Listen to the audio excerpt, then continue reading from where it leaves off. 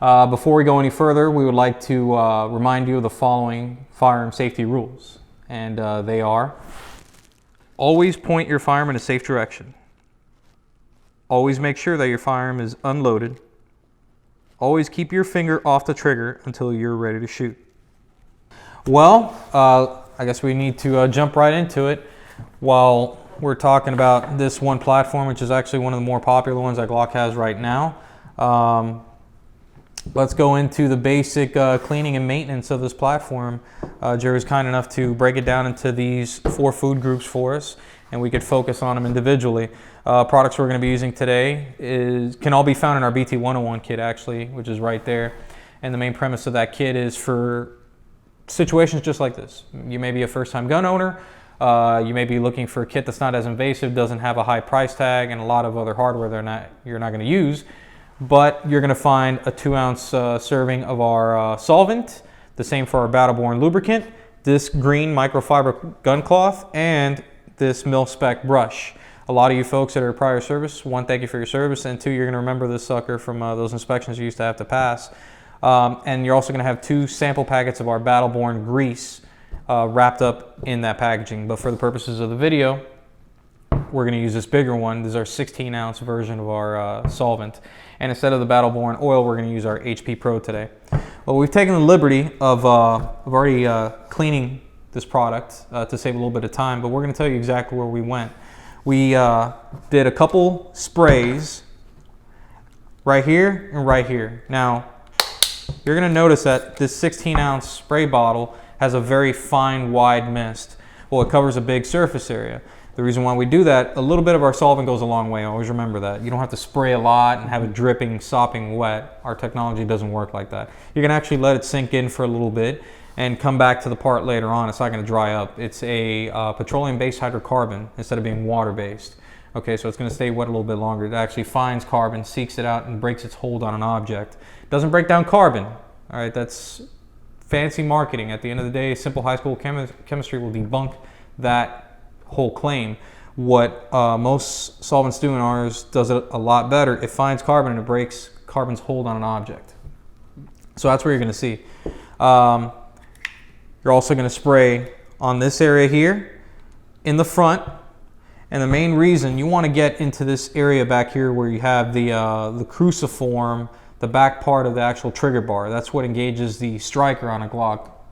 Why? Okay, you have a lot of gunk back here. You also have a lot of pocket lint. Why?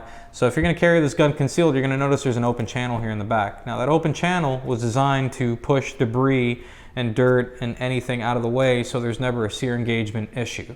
Now when you're carrying it concealed, you're carrying it like that. So what does that do? It actually creates a ramp for belly button and everything else to start going down this way.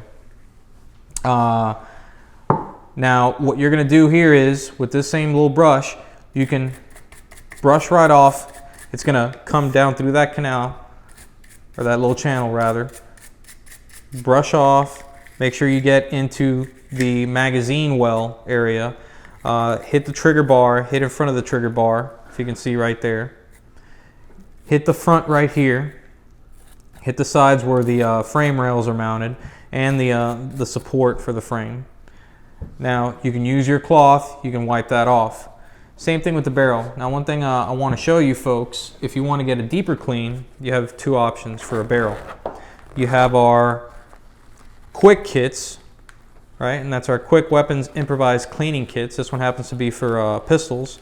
And what you're going to find in here is our cleaning jags and brushes. You're going to notice our brushes are nylon. They're not brass. Brass tends to leave that color exchange on the metal surface. And at the same time, it pricks your fingers. It's a little bit more brittle.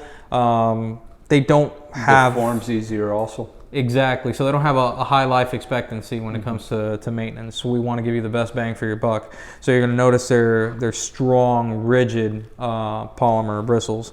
Again, just like our BT 101 kit, you're going to see a 2-ounce serving of our solvent, 2-ounce serving of our battle-borne oil. You're going to see the handle for the kit. And in the back, you're going to see the cable. This is a pull-through kit for you folks that are watching this and might not have known about the kit. You're also going to have the patches here for the jags that are provided. You're also going to have 2 samplings of the grease, just like the BT-101 kit.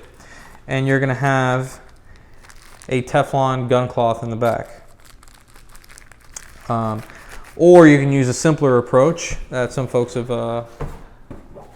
done when they buy our BT-101 kit. This is a great little product from a company called Swabits, one of our industry partners. Great product. These are foam little brushes and pads that connect to any standard thread pitch for cleaning rods or cables.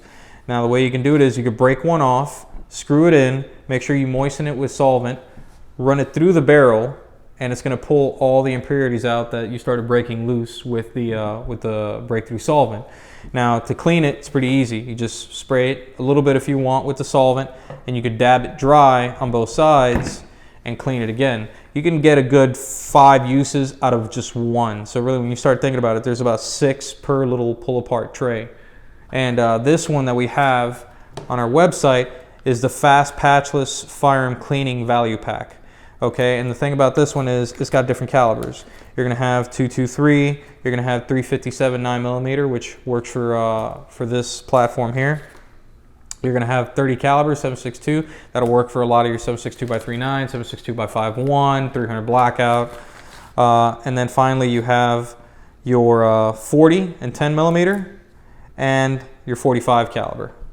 Okay, so food for thought. As always, thank you for joining us. Please make sure to subscribe to our YouTube channel so you can stay up to speed on all of our new Breakthrough Clean University videos. Also, check out our social media pages for up-to-the-minute news, offers, and giveaways.